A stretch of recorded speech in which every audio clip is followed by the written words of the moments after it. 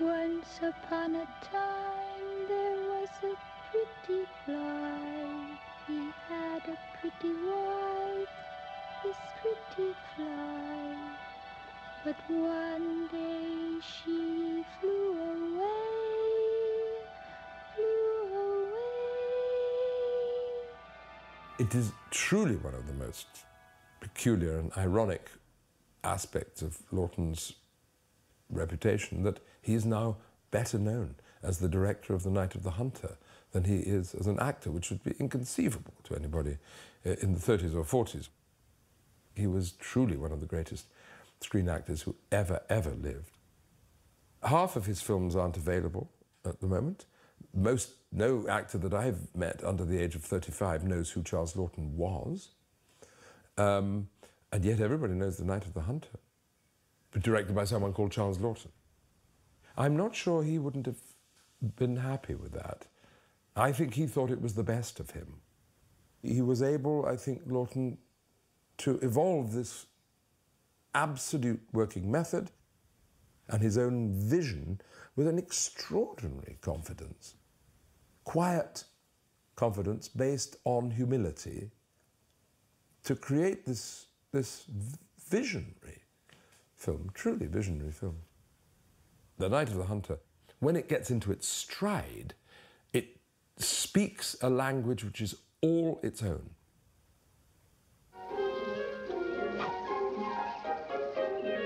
Don't you hurt her? Hurt her nothing. Wash her's more like it. Ruby! Clary! Mary! Yes, Miss Cooper? Bring your basket. Laughton had an extraordinary career trajectory, which is that he gave what he felt to be, and what everybody felt to be, his, up till then, greatest performance in Hunchback of Notre Dame in 1939. And from then on, his focus seemed to sort of drift away from acting in movies to that and to directing on stage. Producer Paul Gregory decided that Laughton would make a very good film director. Gregory had heard that there was a novel called The Night of the Hunter by a writer called Davis Grubb, and he had the incredible nous and flair to go and get the rights.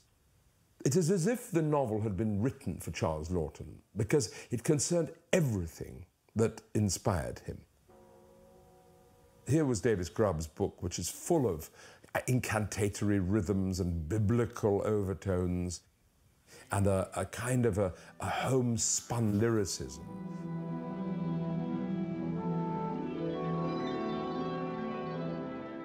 The central figure in the book is the preacher, who is a fraud and a liar and a killer. Oh, dear madam, if you was to know what a crown of thorns I've borne in my search for them strayed chicks.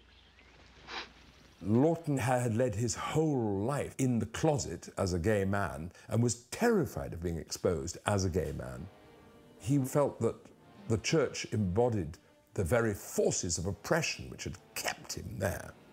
He was very keen to denounce the hypocrisy of religion as he saw it.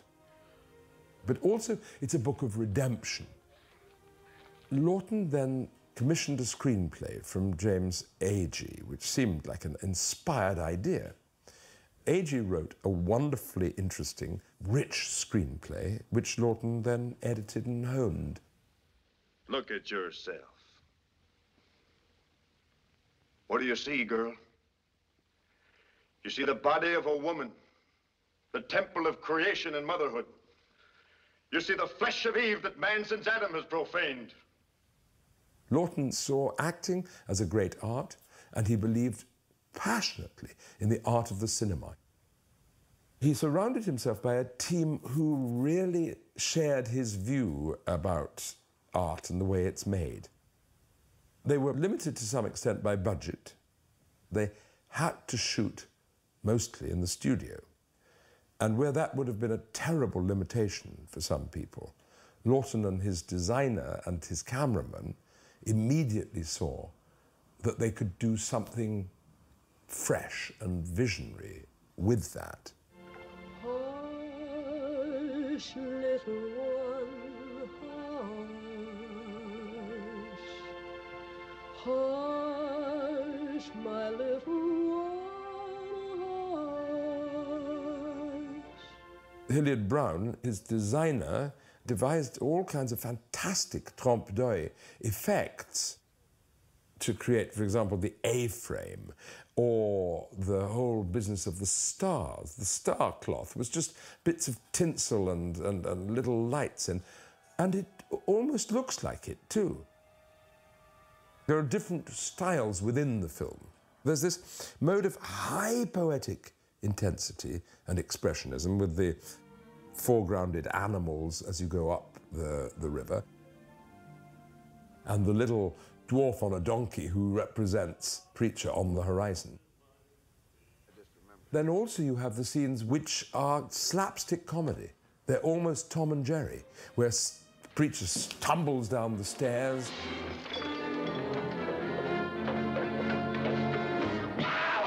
But you get it even as Preacher goes into the swamp. He's a comic ghoul.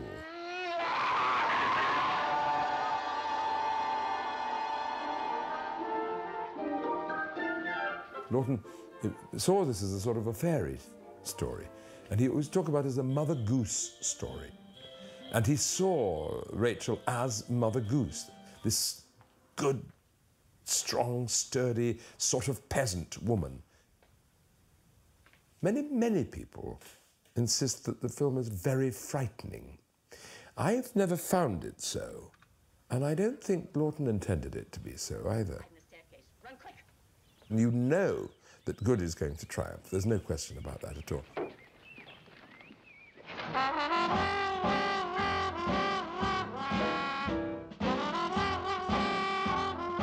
What we see in the scene in the burlesque house is that female sexuality is a horror to him. That whole sequence is Laughton. To make explicit the perversion of sexual repression, which is something that Laughton felt himself very, very much.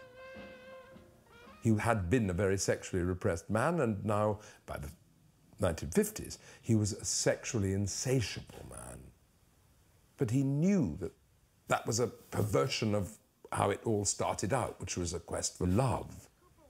He invests an enormous amount in the character of Ruby and her forgiveness, and the wonderful speech that Gish makes is a remarkable piece of compassion and projection on his part. But he wants to show us the way that it all goes wrong, and then he offers out, as in a fairy story, or as it might be in a Brecht play, where, you know, the party finally, you know, puts everything to rights. So Lillian Gish shows that there is a good way to be loved and to be a sexual being. You were looking for love, Ruby, in the only foolish way you knew how.